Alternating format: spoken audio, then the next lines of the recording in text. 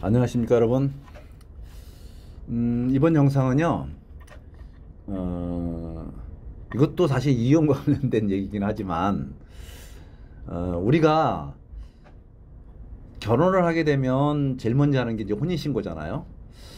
그런데 어떤 연유에서인지 모르지만 어쨌든 혼인생활, 결혼생활을 하고는 있는데 혼인신고를 안 한 경우가 있어요. 이런 거를 사실혼이라고 해요.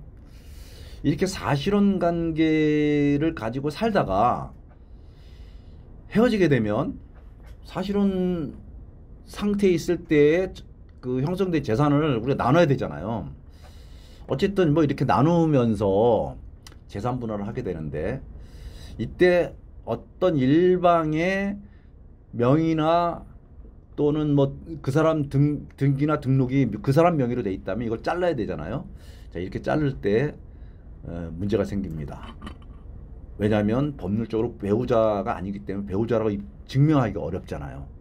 그러니까 이렇게 주면 증여세 6억까지 공제받는데 그것도 공제받을 수가 없잖아요. 그죠? 그래서 사실혼 관계에 있을 때에는 어떠한 배우자로의 그러니까 대우를 받는지 세법과 관련돼서 요걸 한번 살펴보려고 합니다. 자, 대법원에서는 사실혼에 관해서 이렇게 설명을 하고 있어요. 사실혼이란 혼인의 의사가 분명히 있어야 됩니다. 그리고 실제로 혼인 생활에 실체가 있어야 돼요. 같이 살았어야 돼요. 그러니까 이거를 입증을 해야만 사실혼 관계라고 인정을 해주는 겁니다. 우리 같이 살았어 라고 해서 사실혼 관계가 되는 게 아니에요. 그런데 법률혼에 대한 민법 규정, 이 민법 규정은 혼인신고를 전제로 하는 규정에 대해서는 법률혼만 인정을 해줘요. 그렇지만 재산분할에 관한 규정에 대해서는 반드시 법률혼만 인정해 준다는 것이 없어요. 그러니까 사실혼 관계에서도 인정을 해줄 수 있다는 거예요. 결론은 뭐냐면 사실혼 관계에 있어서도 재산분할을 인정해 준다는 거예요. 사실혼 관계에 있어서도. 그렇기 때문에 국세청에서도 사실혼 관계에 있다가 재산분할을 하면 거기에 대해서 증여세를 과세하지 않는다라고 돼 있어요. 근데 사실혼 관계를 확인해야 되는데 이 확인이 어려우니까 법원 판결에 의해서 사실혼 관계가 인정된다면 이거는 증여세를 과세하지 않겠다라고 이렇게 국세청 예규가 나와 있는 것입니다. 자, 그렇다면 혼인생활의 실체라는 게 뭐냐 도대체. 혼인생활의 실체 여러 가지 있겠지만 구체적인 사례들을 예로 한번 들어봤습니다.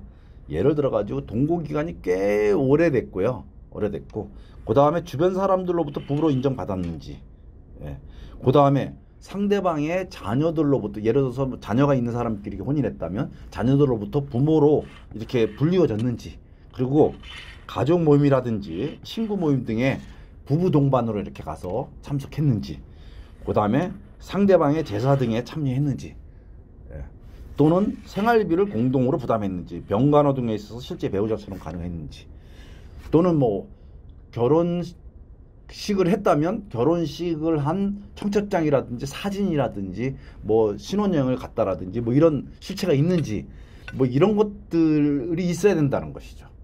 그냥 단순하게 그냥 뭐 첩관계 또는 스폰서 관계는 이건 안 되는 거고요. 물론 증혼 관계는 예를 들어서 배우자가 있는데 뭐 혼인생활을 이런 위에 똑같은 혼인생활을 해도 배우자가 있다면 이건 안 되는 겁니다. 배우자가 없는 사람끼리 만나서 사실혼 관계를 유지한 것만 사실혼 관계를 인정을 해주는 거죠. 그래서 단순하게 이렇게 우리가 같이 살았다만 가지고는 안 되고요. 이런 식으로 실체가 분명해야 된다는 것이죠. 그래서 이런 실체가 분명하면 이걸 사실혼 관계로 인정을 해준다는 건데, 국세청에서 이런 사실혼 관계가 있기 때문에 우리가 이 재산 분할을 하면서 가져왔습니다라고 한다라고 하면 국세청에서 그걸 인정해 주겠어요? 쉽지 않습니다.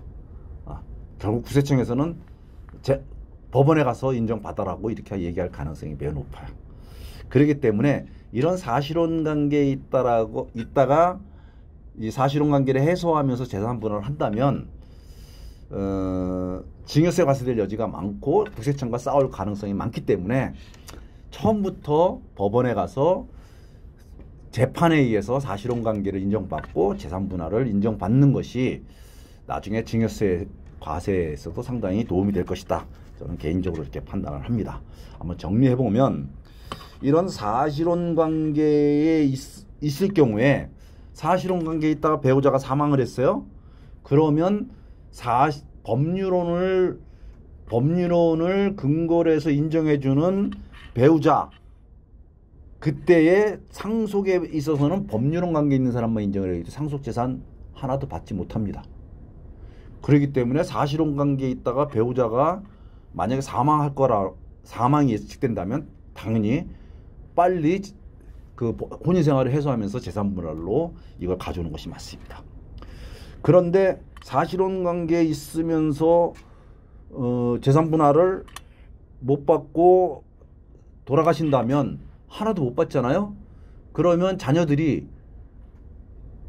이 분명히 혼인 신고를 안 했지만 두 분이 그 혼인 생활을 한 건 맞아. 그러니까 그 어머니 대접을 우리가 해드리자 해서 일부 배정을 했다면 그거는 증여세를 과세를 해야 된다는 겁니다. 이런 경우 있을 수 있잖아요. 아버님이 그 어머님 먼저 돌아가시고 아버님 혼자 사시는데 다른 어떤 이 여자분하고 동거 생활을 합니다. 그런데 자녀들이 극심하게 혼인은 반대하기 때문에 혼인신고는, 그래서 혼인신고는 안 했지만 상당히 오랜 기간 동안 부부와 같은 생활을 했다면, 이렇다면 그거는 사실관계가 있다고 봐야 되겠죠. 이랬을 경우에 자녀들이 일부 기여분이라든지 아니면 이런 것들을 인정해가지고 이게 주게 되면 이게 증여세 과세 문제가 생길 수 있다, 이렇게 보시면 될 겁니다. 그런데 이혼하고 사실혼 관계 이혼인데 이혼은 아니고 사실혼 관계 해소하는 것이죠.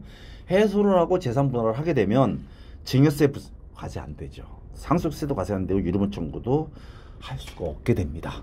그래서 사실혼 관계라는 것은 젊은 사람들도 사실 상당히 많은 사실혼 관계가 있을 수 있지만 나이 드신 분들도 이게 그 배우자가 먼저 사망한 다음에 혼자 살아야 되는데 많은 기간 혼자 살기가 사실은 적적하고 외롭잖아요. 그래서 실제로 이제 동거를 하면서 사실혼 관계에 들어간 경우가 많은데 이런 경우에도 혼인신고를 못하는 경우가 상당히 많을 수 있습니다.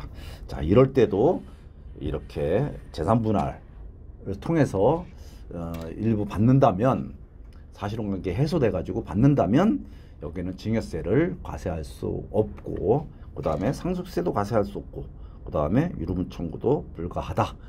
이런 내용을 아시고 이걸 잘 활용하시면 좋겠다, 이런 생각으로 이 영상을 촬영했습니다. 자, 오늘 영상은 여기까지 하도록 하겠습니다. 감사합니다.